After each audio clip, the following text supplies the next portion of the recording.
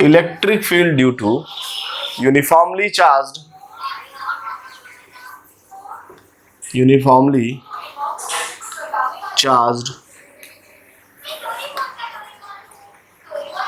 conducting uniformly charged long लिखेगा long conducting cylinder और hollow cylinder चलिए देखिए बच्चों, तो hollow cylinder या कंडक्टिंग सिलेंडर की वजह से हम इलेक्ट्रिक फील्ड कैलकुलेट करने वाले हैं। और एक बात और, लॉन्ग सिलेंडर लिखा हुआ है लॉन्ग। देखिए बच्चों, पहले हम यहाँ पर एक पिक्चर बनाते हैं। देखिए ये आपका है सिलेंडर, जिसकी वजह से हमें फील्ड फाइंड आउट करना है। इस सिलेंडर की वजह से लॉन्ग सिलेंडर है, मतलब बड़ा सिलेंडर है। अच्छा, अगर ये कंडक्टिंग बॉडी होगा तब भी सारा चार्ज सरफेस पे होगा, और अगर ये हॉलो होगा तब भी हम बोलेंगे चार्जेस कहाँ होंगे, सरफेस पे होंगे। सरफेस पे चार्ज है बच्चों, इसके सरफेस पे चार्ज है। टोटल चार्ज अगर आप लिखना चाहें तो मान लो टोटल चार्ज क्यू है, सिलेंडर पे टोटल चार्ज क्यू है। इसकी वजह से हम फील्ड निकालना चाहते हैं, तो 3 जगह इसकी वजह से फील्ड निकालेंगे बच्चों। देखिए कहाँ फील्ड निकालते हैं, इसकी वजह से हम 3 जगह फील्ड फाइंड आउट करेंगे। एक होगा इनसाइड पॉइंट, एक होगा ऑन द सरफेस, दूसरा लास्ट होगा आउटसाइड पॉइंट। जैसे देखिए हमने पॉइंट्स बनाए, हम चाहते हैं यहाँ फील्ड निकालना P1, चाहते हैं यहाँ फील्ड निकालना सरफेस पर P2, एक यहाँ निकालना चाहते हैं P3। ये 3 पॉइंट्स है जहाँ पर हम फील्ड निकालेंगे। जहां भी आप फील्ड निकालेंगे बच्चों, इस बात का ध्यान रहे, जहां भी फील्ड निकालेंगे उस पॉइंट का डिस्टेंस हमेशा एक्सिस ऑफ सिलेंडर से लेंगे। ये एक्सिस है। अगर आप P1 पे निकालना चाहते हैं तो P1 एक्सिस से मान लीजिए स्मॉल r के डिस्टेंस पे है, स्मॉल r डिस्टेंस है। स्मॉल r डिस्टेंस एक्सिस से पॉइंट P1 का है। Radius of this cylinder is capital R। इस सिलेंडर का जो रेडियस है वो कैपिटल R है। इस पॉइंट पर हमें फील्ड चाहिए, कितना फील्ड आएगा ये फाइंड आउट करना है। तो किसी भी पॉइंट पे अगर आप फील्ड चाहते हैं बच्चों, जैसे आउटसाइड पॉइंट पे, तो हम लोग क्या करेंगे, गॉस थ्योरम का हेल्प लेना है हमें, तो गॉसियन सरफेस बनाएंगे। तो अगर हमें इस P1 पे फील्ड चाहिए तो हम गॉसियन सरफेस बनाएंगे, है ना। तो हमने इसमें पहला केस डिस्कस किया, फील्ड एट P1 मतलब आउटसाइड पॉइंट है, ये आउटसाइड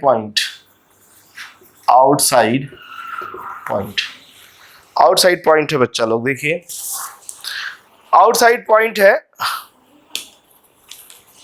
आउटसाइड पॉइंट पर हम लोग यहाँ पर फील्ड फाइंड आउट करना चाहते हैं। तो हमने कहा कि गॉस थ्योरम के अकॉर्डिंग हम लोग क्या करेंगे, गॉस थ्योरम के अकॉर्डिंग हम लोग यहाँ पर गॉसियन सरफेस बनाएंगे। तो इस P1 पॉइंट से पास करता हुआ गॉसियन सरफेस, वैसे सिलेंडर के केस में हमने बताया गॉसियन सरफेस हमारा सिलेंड्रिकल होता है। तो हमने यहाँ पर एक सिलेंड्रिकल गॉसियन सरफेस बनाया बच्चों। ये आपका सिलेंड्रिकल गॉसियन सरफेस होगा, जिसका लेंथ आप मान लीजिएगा कि L है,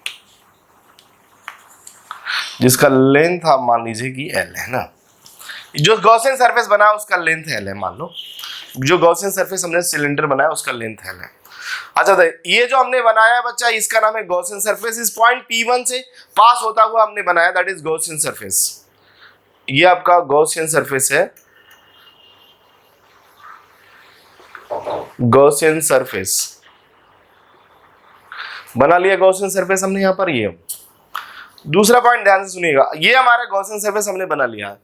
अगला स्टेप क्या होता था, हमने बोला पहला स्टेप हमारे गॉसियन सरफेस बनाना, दूसरा स्टेप गॉस लॉ से फ्लक्स निकालना, और तीसरा स्टेप डेफिनेशन से फ्लक्स निकालना, फिर उन दोनों को इक्वेट करना। ये जो स्टेप हमने सीखा था लास्ट क्लास में वो अभी भी फॉलो करना बच्चों, वो अभी भी फॉलो करना। तो हम लोग क्या करेंगे, गॉस थ्योरम के अकॉर्डिंग फ्लक्स निकालेंगे। तो एक और total flux through the Gaussian surface according to Gauss law. तो हमने कहा फील्ड अगर आप निकालना चाहते हैं पहले केस में, तो लिखा हमने अकॉर्डिंग टू गॉस लॉ। तो गॉस लॉ के अकॉर्डिंग क्या लिखेंगे बोलिए, according to Gauss law total flux passing through this Gaussian surface is equal to charge enclose divided by epsilon naught. अब इसमें आपको चार्ज इनक्लोज का जरूरत पड़ेगा बच्चों। अच्छा बता, हमारा ये गॉसियन सरफेस है, ये गॉसियन सरफेस कितना चार्ज इनक्लोज किया होगा, कितना चार्ज इनक्लोज किया होगा, इसके अंदर कितना चार्ज होगा। अगर हमने कहा कोई बच्चा वाला सर सिलेंडर है तो सरफेस पे चार्ज होगा, तो लेट सरफेस चार्ज डेंसिटी मान लो सिग्मा है। अगर आपका सरफेस चार्ज डेंसिटी सिग्मा है बेटा, सरफेस चार्ज डेंसिटी सिग्मा है, यहाँ पर सरफेस चार्ज डेंसिटी अगर सिग्मा है, सो हम लोग इनसाइड इस गॉसियन सरफेस के अंदर का टोटल चार्ज निकालें तो सिग्मा इंटू एरिया जो इस गॉसियन सरफेस के अंदर है उस सिलेंडर का तो कितना आएगा, बोलिए आएगा 2 pi R L sigma into 2 pi R. ये क्यू हो गया आपका Q enclosed upon epsilon naught, this is phi. यहाँ तक नोट कर लिया, ये पॉइंट आप सबको समझ में आ गया ना। चार्ज इनक्लोज मैंने कैसे लिखा बच्चों, अगर सरफेस चार्ज डेंसिटी सिग्मा है तो हमने सिंपली लिखा सिग्मा इंटू एरिया, वो एरिया जो इस गॉसियन सरफेस के अंदर है, इस गॉसियन सरफेस के अंदर है 2 पाई आर इंटू एल, क्योंकि L is the length of the Gaussian, जो आपका गॉसियन सिलेंडर है उसका लेंथ हमने एल लिया है। ये इक्वेशन बनाया। दूसरा हमें क्या निकालना होता है बच्चों, हमें निकालना होता है फ्लक्स बाय डेफिनेशन। तो हम लोग इलेक्ट्रिक फ्लक्स निकालेंगे बाय डेफिनेशन, हम लोग डेफिनेशन से फ्लक्स कैलकुलेशन करने वाले हैं। अच्छा बताइए, सिलेंडर अंदर है इस गॉसियन सरफेस के अंदर, इस पर चार्ज है, इसकी वजह से जो इलेक्ट्रिक फील्ड, अगर ये लॉन्ग सिलेंडर है, तो इसकी वजह से जो इलेक्ट्रिक फील्ड होगा ऐसे बाहर की तरफ होगा, इसकी वजह से इलेक्ट्रिक फील्ड किधर होगा, ऐसे बाहर की तरफ। ये हमारा इलेक्ट्रिक फील्ड ऐसे बाहर की तरफ। और यहाँ पर अगर एरिया ले, बोलिए यहाँ पे एरिया ले, तो गॉसियन सरफेस का रेडियस स्मॉल आर है, लेकिन चार्ज कहाँ है बच्चा, चार्ज कहाँ है बताइए ना। चार्ज तो मेन स्फीयर पे है। गॉसियन सरफेस के अंदर जो पोर्शन, जो स्फीयर, जो चार्ज का पोर्शन है, जितना चार्ज है वो चार्ज तो हमारे वो मेन स्फीयर पे है, और मेन स्फीयर का ही तो एरिया लेना पड़ेगा, क्योंकि गॉसियन सरफेस पे थोड़ी ना चार्ज रखा हुआ है। यहाँ पर चार्ज कहाँ रखा है बताइए ना, चार्ज कहाँ है। आप बोला सर ये मेन स्फीयर पे चार्ज है, यही ना। अगर इस मेन स्फीयर पे चार्ज रखा है बच्चा, मेन स्फीयर पे चार्ज रखा है, और आपका ये वाला जो सरफेस है ये गॉसियन स्फीयर है, गॉसियन सरफेस है, तो इस गॉसियन सरफेस के अंदर कितना चार्ज है, तो अंदर बोलेंगे सर ये वाला, देखिए ये वाला पोर्शन में जो चार्ज होगा, ये वाला पोर्शन में जो चार्ज होगा यही चार्ज होगा ना। और ये वाला पोर्शन का चार्ज निकालने के लिए यहाँ का सरफेस डेंसिटी इंटू इसका एरिया ले लेंगे, इसका एरिया, तो वो तो चार्ज निकालने के लिए उसी का एरिया लेंगे जो अंदर वाला है। दूसरा बात करते हैं बाय डेफिनेशन। एक बात बताइए, अगर ये लॉन्ग सिलेंडर है तो इसकी वजह से फील्ड ऐसे बाहर की तरफ होगा, फील्ड बाहर की तरफ होगा। गॉसियन सरफेस से पास करने वाला फ्लक्स निकालते हैं, गॉसियन सरफेस से जो फ्लक्स पास कर रहा है, देखिए फील्ड ऐसे बाहर की तरफ होगा। कर्व सरफेस के लिए तो फील्ड हमेशा परपेंडिकुलर होगा, लेकिन जो प्लेन सरफेस है, यहाँ देखिए प्लेन सरफेस, फील्ड इस डायरेक्शन में आएगा और एरिया वेक्टर ऊपर होगा, ds वेक्टर। यहाँ पे देखिए फील्ड इस डायरेक्शन में होगा और एरिया वेक्टर जो होगा ऐसे, देखिए ऐसे नीचे की तरफ, ये होगा हमारा एरिया वेक्टर, ये एरिया वेक्टर होगा ना। फील्ड इधर, एरिया वेक्टर इधर, फील्ड इधर, एरिया वेक्टर इधर, फील्ड इधर, एरिया वेक्टर इधर, ऐसा हमने यहाँ लिखा है।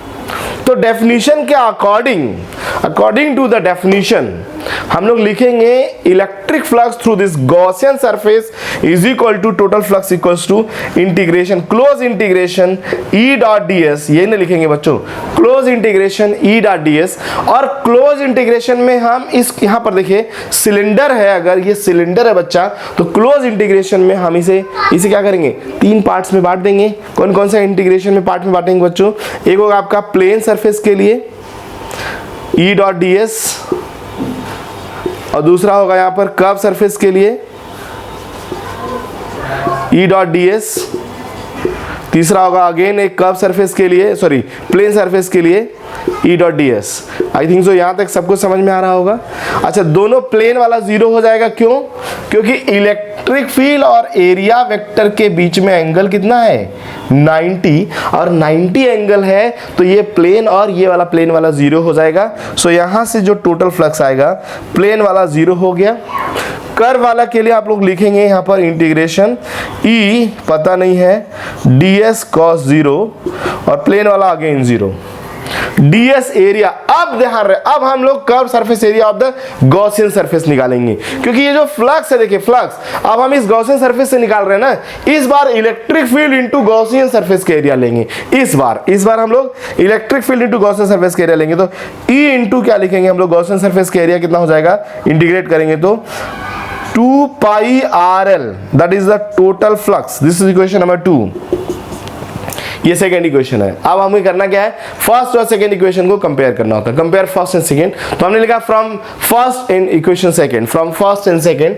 तो देखिए बच्चों, हमने यहाँ लिखा फ्रॉम फर्स्ट एंड सेकेंड, यहीं पे लिखता हूँ from equation first and second. पहला दूसरा इक्वेशन से क्या मिलेगा, E into 2 pi RL is equal to sigma into 2 pi RL divided by epsilon naught. तो फाइनली यहाँ से E का वैल्यू आ जाएगा, इलेक्ट्रिक फील्ड 2 pi कैंसिल हो जाएगा, sigma capital R upon epsilon naught small r, ये आएगा electric field at outside point, cylinder के बाहर इलेक्ट्रिक फील्ड का ये फार्मूला आएगा। इस फार्मूले को अभी और मॉडिफाई करता हूं मैं, यहां तक आप नोट करिए, पहले यहां तक नोट करिए, मैं इस फार्मूले को और मॉडिफाई करता हूं बच्चों, नोट डाउन ना, यहां तक नोट कर लीजिए, यहां तक नोट करिए, फार्मूला को और मॉडिफाई करता हूं मैं। मॉडिफिकेशन कैसे करेंगे बताऊंगा मैं। ये 3 पॉइंट पे हमें फील्ड निकालना है, एक P1 पे, एक P2 पे, एक P3 पे। P1 वाला अभी कहानी चल रहा है, अभी P2 P3 की कहानी डिस्कस नहीं किया है, तो P1 वाला आपको अच्छे से समझ में आएगा तो बाकी भी समझ में आ जाएगा। हाँ बोलिए बच्चा, P1 क्या है, इस जो मेन सिलेंडर है वो उससे बाहर है, बाहर वाला पॉइंट है। P2 मेन सिलेंडर के सरफेस पर रखा हुआ है, और P3 मेन सिलेंडर के अंदर वाला पॉइंट है। हाँ, फार्मूला जो हमने अभी यूज किया है बाहर के लिए, अभी चले मैं मॉडिफाई कर दूं, आपको बताऊंगा कि हम इसी फार्मूले को कैसे यूज कर रहे हैं यहाँ पर ना, ये आपको समझाते हैं। पहले यहाँ तक नोट कर लीजिए, पहला केस डिस्कस किया, फील्ड एट P1 मतलब आउटसाइड पॉइंट पे, और हमने ये निकाला है E equal to sigma capital R upon epsilon naught small r। ये इलेक्ट्रिक फील्ड सिलेंडर की वजह से, सिलेंड्रिकल चार्ज की वजह से सिलेंडर से बाहर फील्ड का फार्मूला है ये, सिलेंड्रिकल चार्ज की वजह से सिलेंडर से बाहर फील्ड का फार्मूला है ये। सिग्मा के टर्म, सिग्मा होता है सरफेस चार्ज डेंसिटी।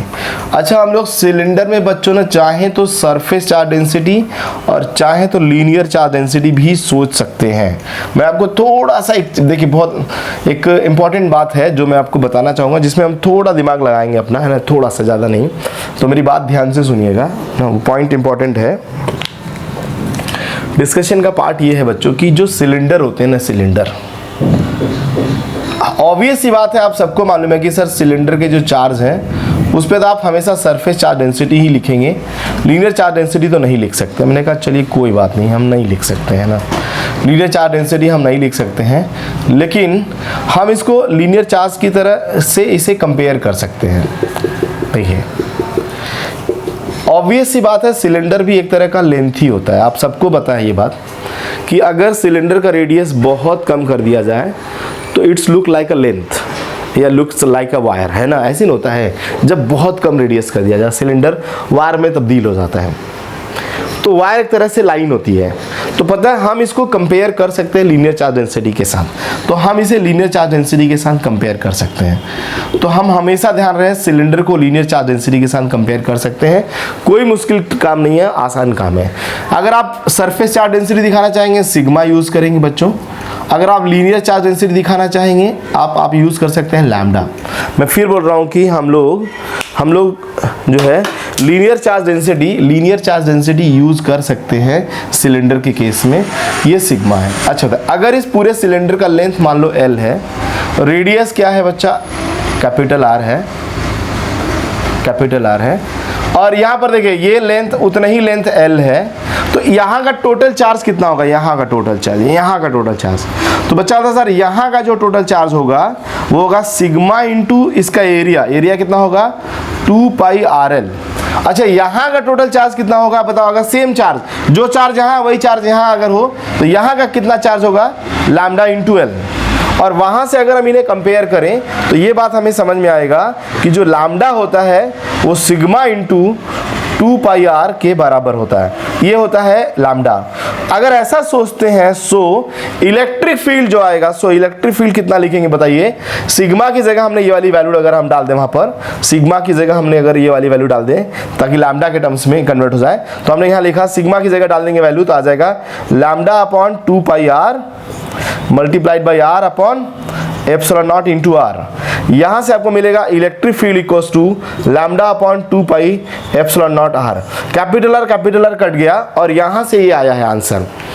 जैसे ही इस आंसर को बच्चे देखते तो बोलते सर ये तो इनफाइनाइट वायर वाला आंसर है। मैं कहा एग्जैक्टली यही मैं आपको समझाने की कोशिश कर रहा था बच्चों कि जो सिलेंडर में आंसर आता है ना वो इनफाइनाइट वायर वाला ही आंसर आता है सिलेंडर में, चाहे वो हॉलो सिलेंडर हो चाहे वो सॉलिड सिलेंडर हो।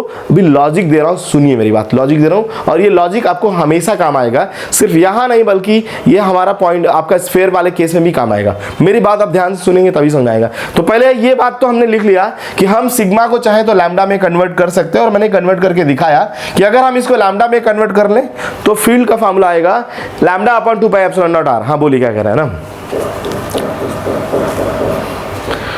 यहां तक क्लियर?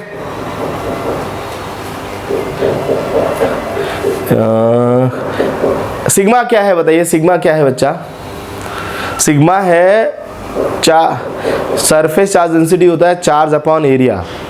हाँ, सरफेस चार्ज डेंसिटी होता है charge upon area, charge upon area. So charge is equal to क्या होता है, density into area. Charge equal to क्या होता है, charge equal to density, surface charge density into area.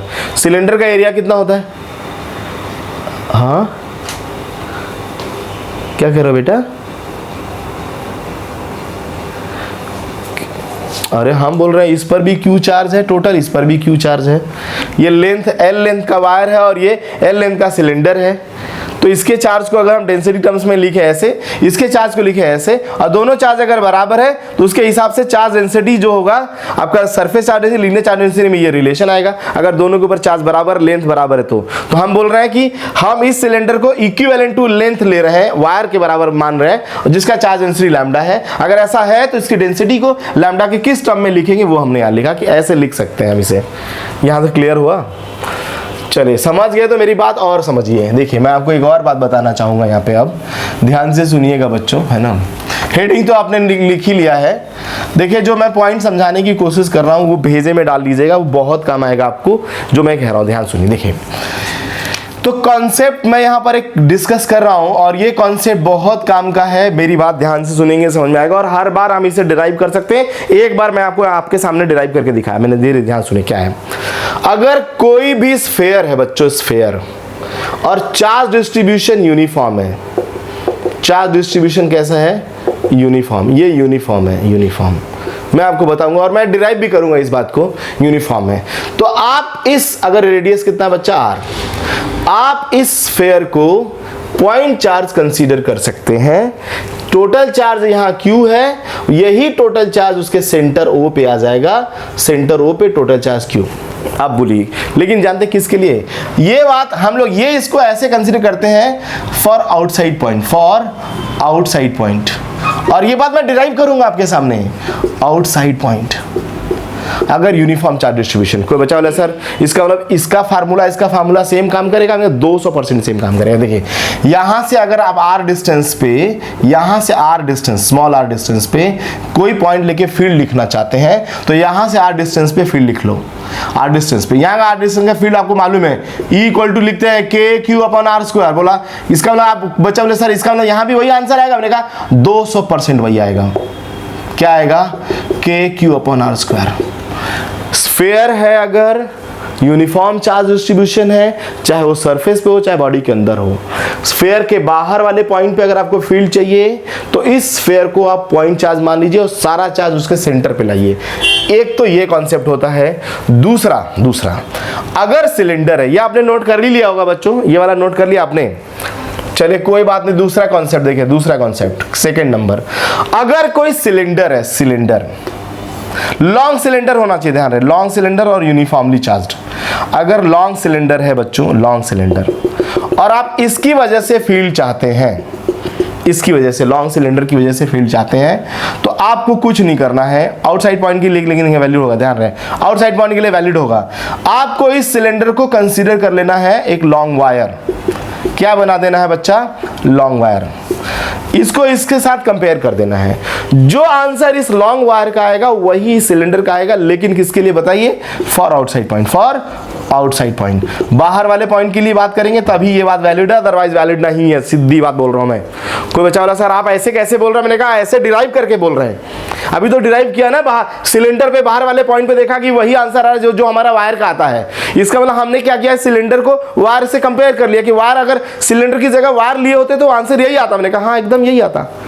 तो हम ये कंपैरिजन जो कर रहे हैं, आपको सिखा रहे हैं कि हम ऐसा ऐसा सोच लेंगे। ऐसा इसलिए बोल रहे हैं कि बच्चों वायर का हमें अच्छा ज़्यादा याद रहता है, पॉइंट चार्ज का हमें ज़्यादा अच्छा याद रहता है। तो हम क्या कर रहे हैं, स्फेयर की बजाय पॉइंट चार्ज याद है तो स्फेयर को पॉइंट चार्ज बदल के आंसर कर लेंगे। लेकिन इसमें एक ड्रॉबैक है कि जिस पॉइंट पर आप कैलकुलेशन करना चाहते हैं वो उस बॉडी से बाहर होना चाहिए। अंदर रहेगा तो ये वैलिड नहीं होगा, बाहर वाले पॉइंट के लिए हमेशा वैलिड रहेगा। मेरी बात समझ में आई ना? अब एक काम करिए, अब ये जो कॉन्सेप्ट पॉइंट, ये पॉइंट लिखा है, नोट कर लीजिए, नोट करिए। अच्छा, P2 पॉइंट अगर आपका हम देखें तो सरफेस के पॉइंट को भी हम जनरली वैसे हम मानते हैं कि आउटसाइड पॉइंट है। अच्छा, ऑन द सरफेस का मतलब क्या होता है बच्चों? आउटसाइड होता है कि नहीं होता? बोलिए। अगर सरफेस पर कोई पॉइंट है दैट इज आउटसाइड। अगर आउटसाइड है इसका मतलब हमारा आउटसाइड वाला फार्मूला इस P2 के लिए वैलिड होगा, P2 के लिए हमारा वैलिड होगा, है ना? तो अगर हमने कहा एट सरफेस P2 पर, देखिए P2 पे बात करें तो P2 पर जो स्मॉल आर डिस्टेंस, देखिए हमेशा कोई भी पॉइंट है उसका डिस्टेंस यहाँ से स्मॉल आर लेंगे तो P2 के लिए स्मॉल आर कैपिटल आर बराबर होगा। तो हमने लिखा ऑन द सरफेस। केस में हमने बनाया बच्चों ऑन द सरफेस। सरफेस पर अगर हम लोग फील्ड कैलकुलेशंस का बात करें तो सरफेस पर फील्ड कितना आएगा, लिखा हमने यहां पर B part, on the surface, on the surface, on the surface that is small R is equal to capital R, है ना? P2 पॉइंट की बात कर रहे हैं हम लोग। तो हमने इलेक्ट्रिक फील्ड का फार्मूला जो हमने वही पढ़ा है, sigma lambda upon 2 pi epsilon naught small R या sigma capital R upon epsilon naught small R, ये ने पढ़ा है। इसमें क्या करेंगे, सरफेस के लिए अगर आप सरफेस पर निकालना चाहते हैं बच्चों तो सरफेस के लिए स्मॉल आर को कैपिटल आर में तब्दील कर लो, क्योंकि ये फार्मूला वैलिड हो रहा है क्योंकि वो आउटसाइड पॉइंट है। तो लैम्डा अपॉन आएगा 2 pi epsilon naught capital R या this is sigma upon epsilon naught. ये electric field on the surface of the cylinder होगा। यूनिफॉर्मली चार्ज सिलेंडर के सरफेस पर इलेक्ट्रिक फील्ड का जो फार्मूला होता है बच्चों वो lambda upon 2 pi epsilon naught capital R या सिग्मा अपॉन एप्सिलॉन नॉट होता है। ये होता है electric field on the surface, electric field on the surface of cylinder. अच्छा है, ये तो सरफेस का बात हमने क्लियर कर लिया। तीसरा और last point, at inside point, ध्यान सुनिएगा, लिखा हमने at inside point. Inside point, inside point पे क्या होगा बच्चा? इनसाइड पॉइंट दैट इज जो स्मॉल आर है that less than capital R. Inside point मतलब P3 पर। अच्छा, अगर आप P3 पर चाहते हैं, P3 पर चाहते हैं तो आपको बनाना पड़ेगा यहाँ पर एक गॉसियन सरफेस। चलिए बना लीजिए गॉसियन सरफेस। तो P3 पॉइंट के लिए गॉसियन सरफेस सिलेंड्रिकल होगा। ये देखिए, ये P3 पॉइंट के लिए हमने गॉसियन सरफेस बनाया। रेडियस यहाँ से लेके यहाँ तक स्मॉल आर लेंगे हम, रेडियस यहाँ से लेके यहाँ तक स्मॉल आर लेंगे। ये P3 पॉइंट के लिए गॉसियन सरफेस बनाया, ये अंदर वाला पॉइंट ना, तो गॉसियन सरफेस। तो बताइए P3 पॉइंट की बात कर रहा हूँ मैं, लिखा है अकॉर्डिंग टू गॉस लॉ। बोलिए टोटल फ्लक्स कितना आएगा बच्चा? बोलो Q enclose upon epsilon not. Q enclose कितना है अंदर वाले पॉइंट के लिए? Q enclosed. अगर ये बिल्कुल, अगर ये हॉलो सिलेंडर या कंडक्टिंग सिलेंडर है, अंदर तो चार्ज होगा नहीं, अंदर चार्ज नहीं होगा तो टोटल फ्लक्स जीरो हो गया। एक पहला इक्वेशन आ गया फ्लक्स जीरो। दूसरा, बाय डेफिनेशन से अगर हम लोग चलें तो total flux equal to close integration E dot ds। ये जो ds एरिया यूज करते हैं बच्चों, किसका एरिया जानते हैं? ये गॉसियन सरफेस के एरिया होता है। एग्जैक्टली गॉसियन सरफेस के एरिया। तो क्या गॉसियन सरफेस का एरिया 0 है क्या बच्चों? हमने क्लोज सरफेस, एरिया तो 0 नहीं है ना, एरिया 0 नहीं है ना बच्चा। अगर एरिया 0 नहीं है तो बताओ इन दोनों प्रोडक्ट में एरिया 0 नहीं है तो कौन 0 होना चाहिए? फील्ड 90 तो नहीं है ना, क्योंकि इलेक्ट्रिक फील्ड देखिए जब भी अगर हमने कहा चार्जेस है तो इलेक्ट्रिक फील्ड तो ऐसी रहेगी, या तो इधर जाएगी या तो इधर जा रहा होगा। तो एरिया और आपका एरिया और आपका इसके बीच में 90 डिग्री एंगल तो है नहीं हर जगह, तो 90 डिग्री एंगल नहीं है, 90 डिग्री एंगल नहीं है पहला बात। और हमारा ds 0 नहीं है तो 0 किसके होने के चांस है? E के। इसका मतलब हमें ये बात पता है कि since ds is not equal to 0 या integration of ds is not equal to 0, this implies that from first and second we can say that electric field inside point is equal to क्या हो जाएगा? 0। तो inside point पे electric field 0 होता है। इसका मतलब अगर आपका कंडक्टिंग सिलेंडर है या हॉलो सिलेंडर है तो उसके अंदर इलेक्ट्रिक फील्ड की वैल्यू क्या होगी? 0 होगी, जैसा हमने आपको यहाँ पर डिराइव करके दिखाया। अगर हम चाहें तो ग्राफ बना सकते हैं मेरे दोस्तों। यहाँ पर ग्राफ देखिए, ग्राफ कैसे बनेगा? अगर हम ग्राफ बनाना चाहें इलेक्ट्रिक फील्ड और डिस्टेंस के बीच में, डिस्टेंस r और इलेक्ट्रिक फील्ड के बीच में, अगर हम एक्सिस पर होंगे, when we are at the axis then electric field is 0। जब आप एक्सिस पे होंगे फील्ड 0 होगा। जैसे जैसे एक्सिस से आगे बढ़ेंगे फील्ड की वैल्यू, बोलिए क्या होगी? फील्ड की वैल्यू जैसे जैसे एक्सिस से आगे बढ़ेंगे फील्ड की वैल्यू 0 0 0 0 0, बिल्कुल जब तक हम सरफेस नहीं पहुंचेंगे 0 रहेगा। जैसे ही सरफेस पे पहुंचेंगे अचानक से फील्ड की वैल्यू बढ़ जाएगी और उस समय सबसे ज़्यादा होगी सरफेस पे, और वो वैल्यू होगी यहाँ पर सिग्मा अपॉन एप्सिलॉन नॉट या lambda upon 2 pi epsilon naught capital R। इसके बाद अगर आप आगे बढ़ते हैं तो फील्ड की वैल्यू घटेगी, है ना, और इनफाइनाइट पर जाते जाते क्या हो जाएगा? 0 हो जाएगा, क्योंकि बाहर वाले पॉइंट पे फील्ड प्रोपोर्शनल टू 1/r है in the cylindrical charge distribution. Field देखिए यहाँ पर, देखिए बाहर वाले पॉइंट पे फील्ड प्रोपोर्शनल टू 1/r होता है, जैसा यहाँ पर दिखाई है। तो ये पिक्चर बना लीजिएगा, इलेक्ट्रिक फील्ड के लिए पिक्चर बना हमने, इलेक्ट्रिक फील्ड के लिए पिक्चर बना हमने यहाँ पर। सिलेंडर के केस में इलेक्ट्रिक फील्ड के लिए पिक्चर बनाया हमने यहाँ पर।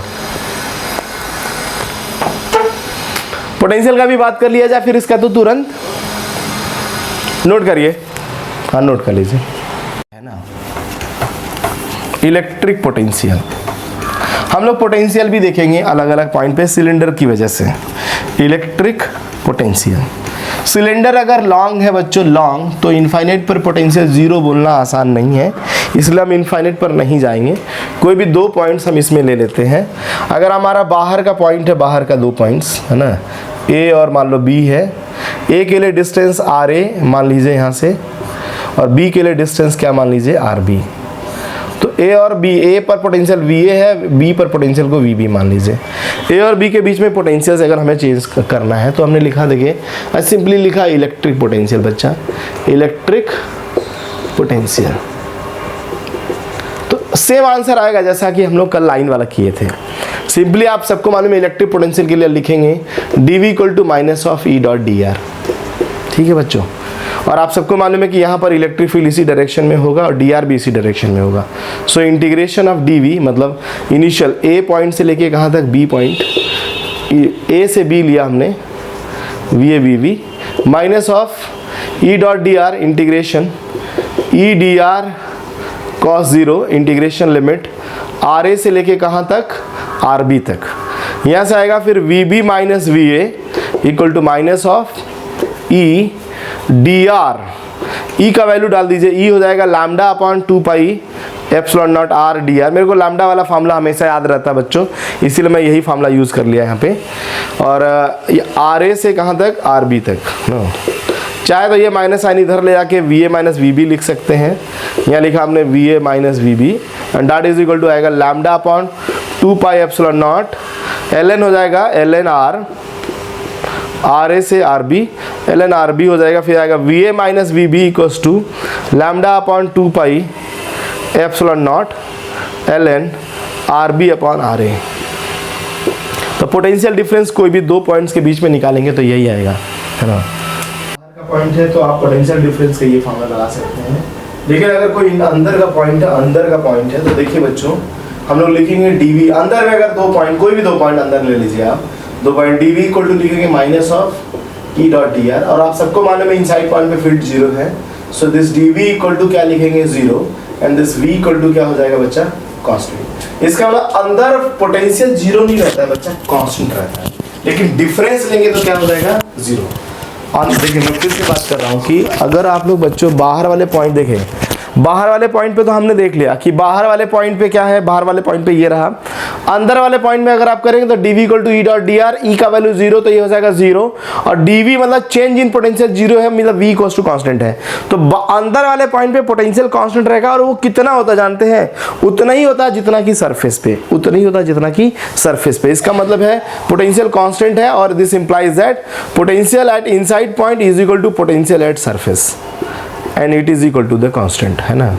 इतना ध्यान रहे बच्चों कि अंदर वाले किसी भी पॉइंट का पोटेंशियल निकालेंगे तो वो सरफेस के पोटेंशियल के बराबर होता है, क्योंकि अंदर कोई भी 2 पॉइंट लेंगे पोटेंशियल डिफरेंस आएगा 0। मतलब अगर हम जस्ट इनसाइड पॉइंट ले लें और कोई भी पॉइंट ले तो उनके बीच पोटेंशियल डिफरेंस 0, मतलब जो यहाँ पर है वही यहाँ पर है। तो हम लोग ये बात बोल सकते हैं कि पोटेंशियल इनसाइड द सिलेंडर या यूनिफॉर्मली चार्ज सिलेंडर, चाहे वो कंडक्टिंग हो चाहे हॉलो हो, क्या रहेगा, वही रहेगा जो सरफेस पे होगा और कांस्टेंट रहेगा। कोई भी 2 पॉइंट पे सेम पोटेंशियल रहेगा। तो पोटेंशियल का बात कर लिया बच्चों, फील्ड का बात कर लिया, किस केस में, सिलेंडर के केस में, और कैसा सिलेंडर केस में ध्यान रहे, वो यूनिफॉर्मली चार्ज सिलेंडर होगा। अब बात करते हैं नॉन कंडक्टिंग अगर सिलेंडर है देन व्हाट हैपन। हाँ बोलिए। सरफेस का जो पोटेंशियल होगा ध्यान रहे, उसके लिए आप यहाँ पर जो ए पॉइंट है वो क्या ले लीजिए, सरफेस पे ले लीजिए। तो जो आर ए है वो कैपिटल आर हो जाएगा, क्या हो जाएगा, कैपिटल आर। तो आर ए को कैपिटल डाल दीजिए तो जो ए पॉइंट का पोटेंशियल आएगा वो सरफेस का पोटेंशियल हो जाएगा। इस वाले फॉर्मूले में आर ए की जगह कैपिटल आर डाल दीजिए तो ए पॉइंट कहाँ हो जाएगा, सरफेस पे हो जाएगा, तो सरफेस के पोटेंशियल के बराबर। अगर हम इनफाइनाइट पे जाएंगे तो ये लॉन्ग सिलेंडर है, लॉन्ग मतलब हम ये मानते हैं कि ये खुद सिलेंडर इनफाइनाइट तक जा चुका है, और इनफाइनाइट पर जब चार्ज पहुंच गया है इसी सिस्टम का तो वहां पे हम पोटेंशियल 0 नहीं ले सकते हैं। और लेने को बी को कहीं भी ले लो, मेरे को इनफाइनाइट पे ले लो कोई दिक्कत, लेकिन आप 0 नहीं मान सकते वहां पर। और इनफाइनाइट में तो आर बी की वैल्यू इनफाइनाइट हो जाएगी, और लॉग में यहाँ देखो, लॉग में log infinite value not defined हो जाएगा, फिर हम कुछ कर भी नहीं पाएंगे, है ना। ये देखो बी यहाँ इनफाइनाइट हो जाएगा तो कहाँ से डिफाइन कर पाएंगे हम इसे, किसे नहीं किया बताइए ना।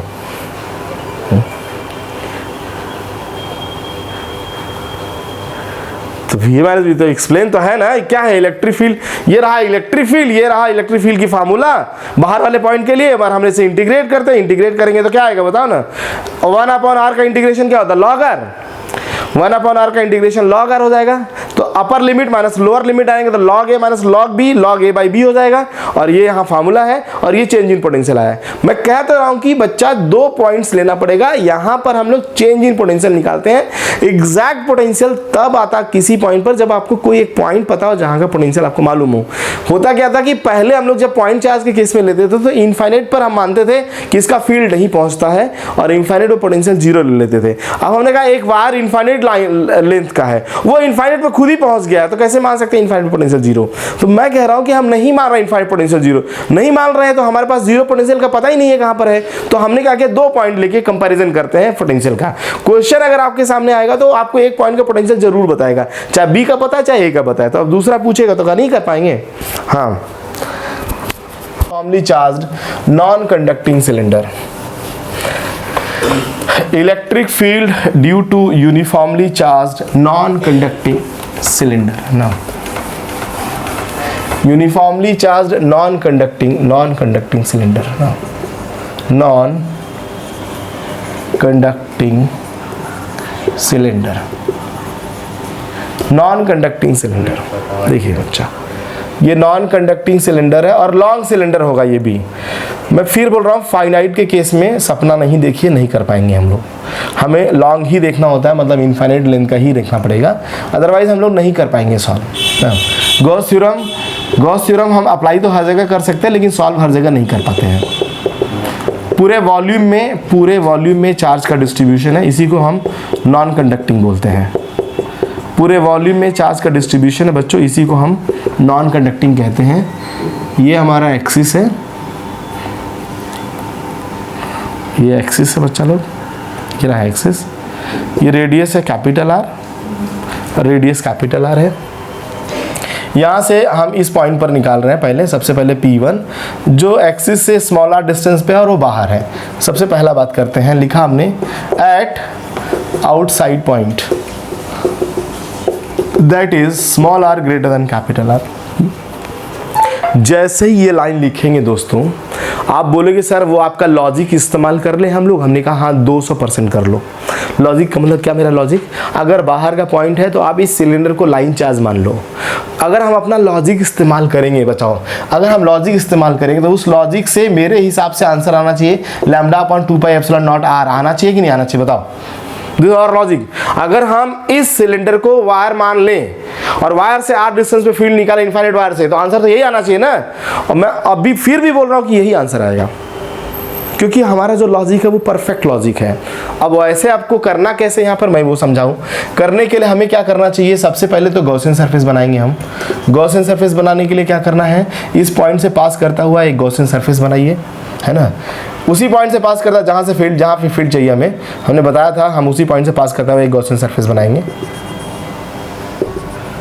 गॉसियन सरफेस का लेंथ आप मान लीजिए कि L है बच्चों। गॉसियन सरफेस का लेंथ है L, मान लीजिए L। इसके अंदर ध्यान रहे, ये आपका गॉसियन सरफेस है, गॉसियन सरफेस एकदम सेम स्टाइल में चलेगा बच्चा। यहाँ पर अगर हम फील्ड का बात करें तो फील्ड इस डायरेक्शन में होगा, एरिया वेक्टर भी इसी डायरेक्शन में होगा। यहाँ पर अगर हम लोग बात करें तो देखिए फील्ड इस डायरेक्शन में होगा क्योंकि ये लॉन्ग सिलेंडर है, एरिया वेक्टर इधर होगा इस वाले प्लेन पे 90 डिग्री। इस वाले प्लेन पर भी वही कहानी होगी, फील्ड वेक्टर इधर होगा आपका, फील्ड इधर इस डायरेक्शन में फील्ड होगा, एरिया वेक्टर इस डायरेक्शन में होगा, दिस इज एरिया ds, है ना। एरिया वेक्टर इधर हो जाएगा। तो इसको सॉल्व करने के लिए हम आगे बढ़ रहे हैं बच्चों। हमने लिखा फ्रॉम गॉस लॉ, है ना, from Gauss law. Gauss law के अकॉर्डिंग क्या लिखेंगे बच्चों, total flux passing through this Gaussian surface is equal to Q enclosed divided by ε0। अच्छा, अगर ये पूरे वॉल्यूम में डिस्ट्रीब्यूट है चार्ज तो चार्ज डेंसिटी रो लिखेंगे। क्या लिखेंगे बच्चों, रो। पूरे वॉल्यूम में है, पूरे वॉल्यूम में है तो चार्ज डेंसिटी रो। तो बता Q इनक्लोज क्या लिखेंगे बच्चों, रो इनटू वॉल्यूम।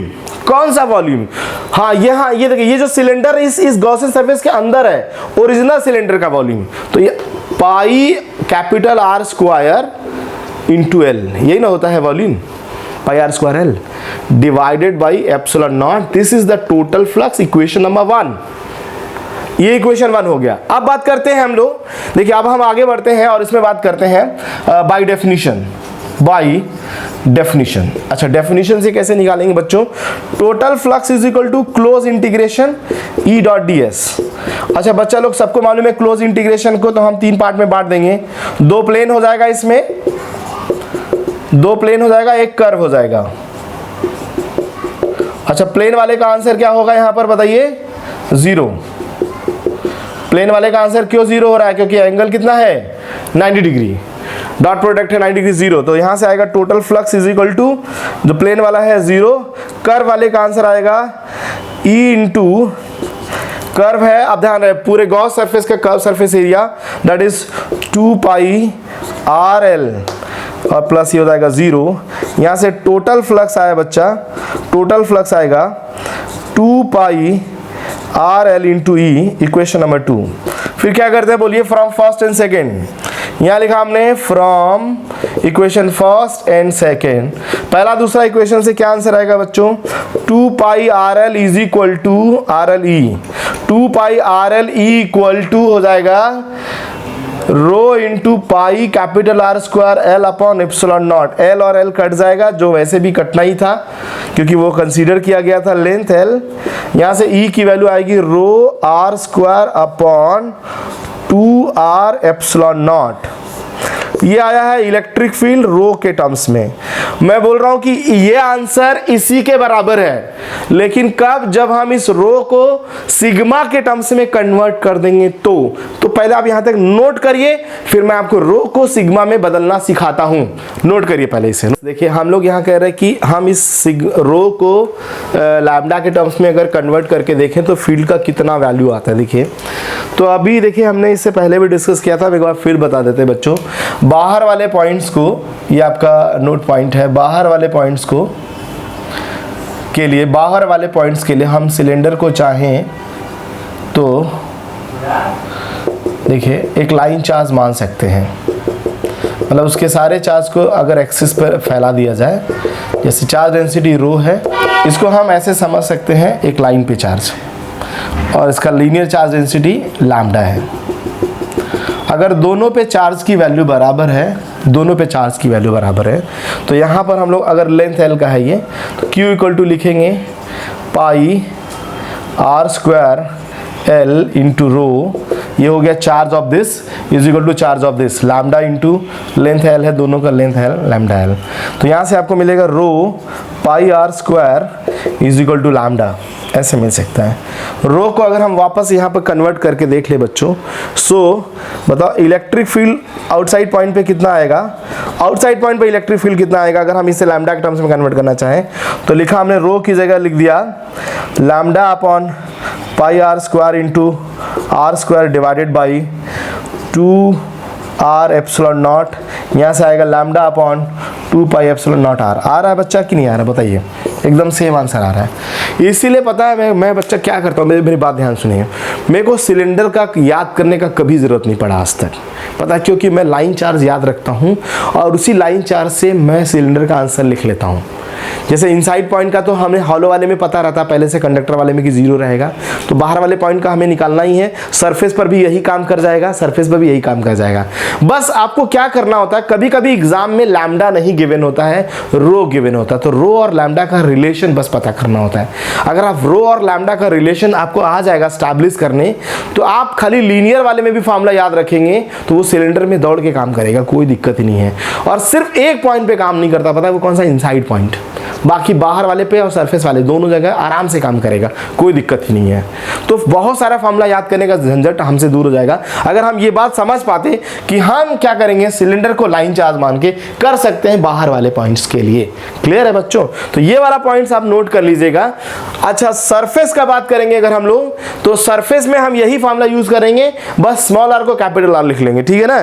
तो यहाँ तक नोट करिए, फटाफट नोट करिए, इसको भी नोट कर लीजिए, के लिए लगा सकते हैं, कोई दिक्कत नहीं। बस हाँ, यूनिफॉर्म चार्ज डिस्ट्रीब्यूशन होना चाहिए ना, ठीक है। और वैसे यूनिफॉर्म ही आता है, नॉन यूनिफॉर्म इतना इजी है, नॉन यूनिफॉर्म बहुत खतरनाक होता है, बिना इंटीग्रेशन के होता नहीं है, वो आएगा तो हम बताएंगे, लेकिन आप यूनिफॉर्म वाले केस में आप डायरेक्ट लगा दीजिए, there is no problem at all, है ना, ठीक है।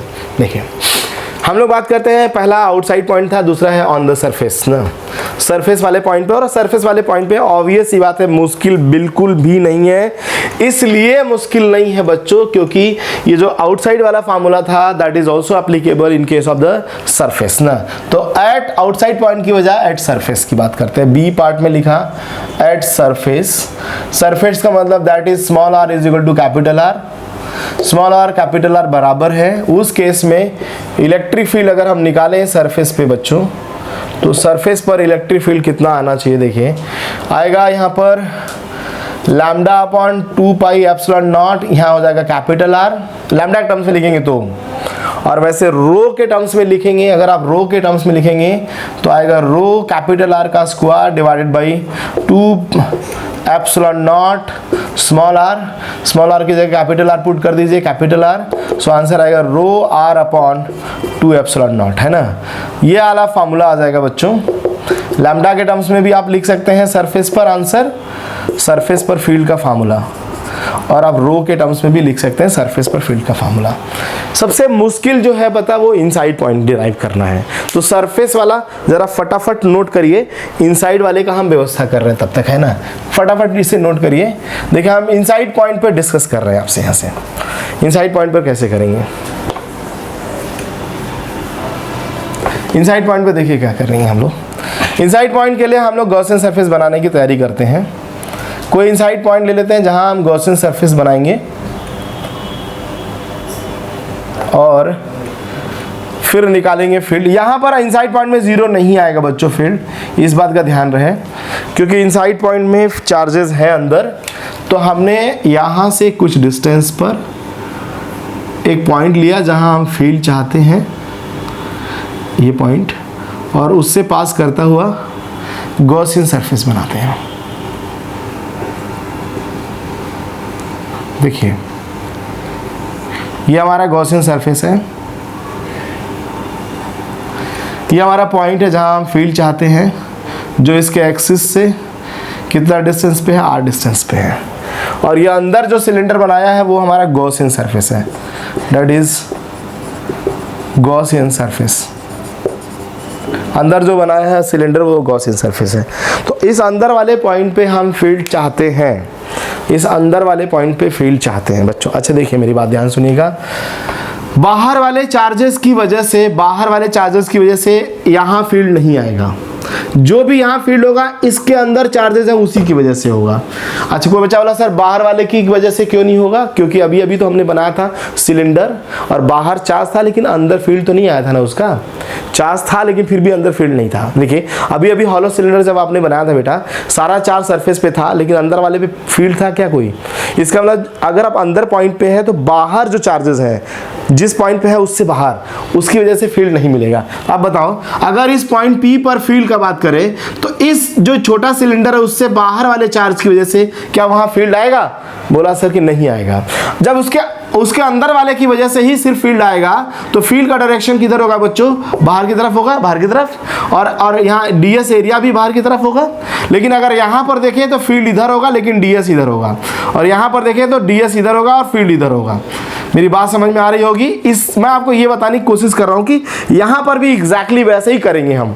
Bye Gauss law, by definition flux निकाल के इक्वेट करेंगे एंड गेट द आंसर। तो देखिए यहाँ पर कोशिश कर रहे हैं हम लोग, क्या होता है ना, देखिए तो हम लोग सी पॉइंट पर डिस्कस करने जा रहे हैं एट इनसाइड पॉइंट। देखिए electric field at inside point discuss करने जा रहे हैं बच्चों, एट इनसाइड पॉइंट लिखा हमने, at inside point that is small r is less than capital R।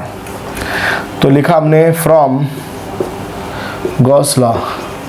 जो बच्चा ये फ्लक्स निकाल देगा गॉस लॉ से समझ लो काम बन जाएगा। बताओ Q enclosed divided by epsilon naught। What is this Q enclosed? अगर आपका ये कंसीडर सिलेंडर का लेंथ L है, मान लीजिए जो गॉसियन सरफेस है उस सिलेंडर का लेंथ L है, तो बता जरा Q enclosed कितना आएगा? Q enclosed rho into pi r small r square into L upon epsilon naught. This is equation number 1। अब बात करते हैं बाय डेफिनेशन। बाय डेफिनेशन के लिए अगर हम लोग बात करें तो flux, total flux equals to close integration E dot ds। इसे हम लोग ब्रेक कर लेंगे बच्चों, दो प्लेन सरफेस हो जाएगा यहाँ पर EDS, एक कर्व सरफेस हो जाएगा EDS, एक और प्लेन सरफेस हो जाएगा EDS, है ना।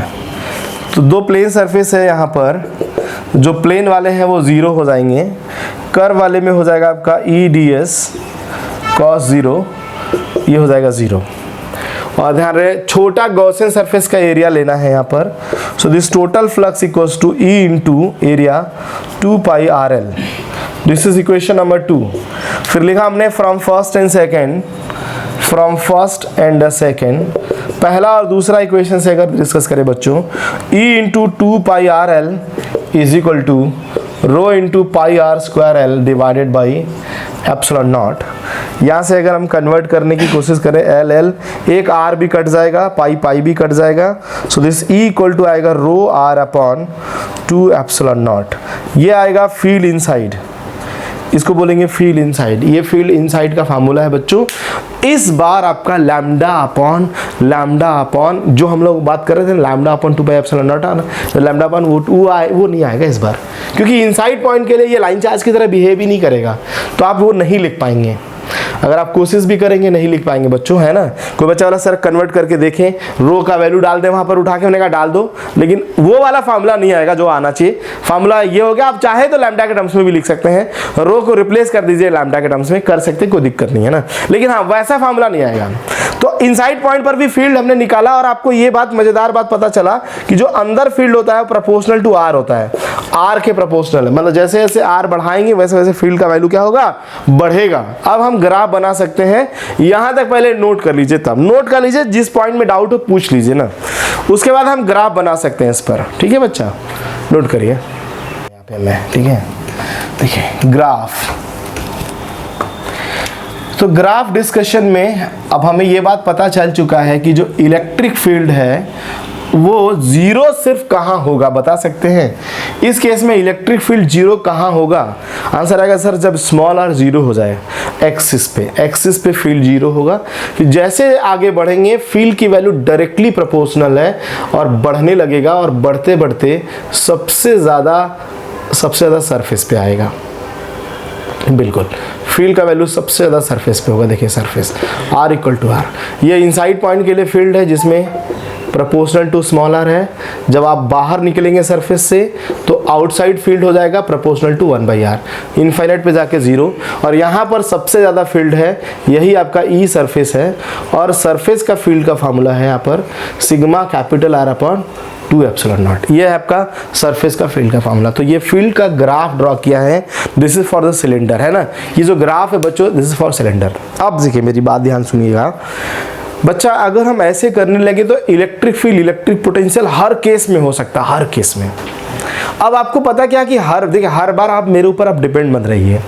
अब आप ये बोलिए कि सर आपने सिखाया था कि अगर फील्ड पता है तो पोटेंशियल निकाल लेंगे, और पोटेंशियल पता है तो फील्ड निकाल लेंगे। अच्छा मेरी बात बताओ, बाहर का पॉइंट के लिए फील्ड वेरिएशन अलग है, अंदर का पॉइंट के लिए फील्ड वेरिएशन अलग है। इसका मतलब है जब भी कभी बाहर पोटेंशियल निकालेंगे तो बाहर वाला फील्ड यूज करेंगे dv equal to minus E dot D R में, लेकिन जब कभी अंदर पोटेंशियल निकालेंगे तो अब कौन सा फार्मूला यूज करेंगे, अंदर वाला यूज करेंगे। अब सुने मेरी बात, अगर कोई बच्चा बोला सर एक पॉइंट बाहर एक पॉइंट अंदर, तब क्या करेंगे बताओ, तब बोलना है बच्चा कि तब हम उसके इंटीग्रेशन को ब्रेक कर देंगे। एक पॉइंट बाहर एक पॉइंट अंदर तो ब्रेक कर देंगे। कहां पर ब्रेक करेंगे बच्चों, बोला सर सरफेस पर। एक पॉइंट बाहर, हाँ बिल्कुल, सरफेस से बाहर तक के लिए अलग और अंदर से सरफेस तक के लिए अलग। मेरी बात समझ रहे ना, सरफेस से बाहर तक के लिए अलग और अंदर से सरफेस तक के लिए अलग। अगर एक पॉइंट अंदर एक पॉइंट बाहर हुआ तो, अगर दोनों अंदर है तो अंदर वाला फील्ड यूज करिए, दोनों बाहर है बाहर वाला फील्ड यूज करिए। और आपको जब भी कैलकुलेट करना हो you have to use dv equal to minus of E dot D R. अब मेरे ऊपर डिपेंड मत रहिए कि अब हर बार आप ही बताएंगे सर, बोले सर अब हम लोग भी कुछ कैलकुलेट कर सकते हैं, बस हमें पता चल जाए कि व्हाट इज फील्ड, हम कैलकुलेट कर लेंगे। फील्ड पता कर देंगे, इसमें क्या क्या पता करना होता है, आप फील्ड पता करो किस डायरेक्शन में है और डी आर कैसे, आप चल किधर रहे हैं, डी आर ये पता होगा, आप dv कैलकुलेट कर लेंगे। इंटीग्रेट करना होता, सिंपल सी बात है। मेरी बात समझ में आ गई बच्चों। अगली क्लास में हम स्फेयर का केस स्टार्ट करेंगे, ठीक है ना। अगली क्लास में क्या स्टार्ट करेंगे, स्फेयर का केस। आई थिंक सो यहाँ तक सबको समझ में आ गया होगा बच्चों, आ गया है ना।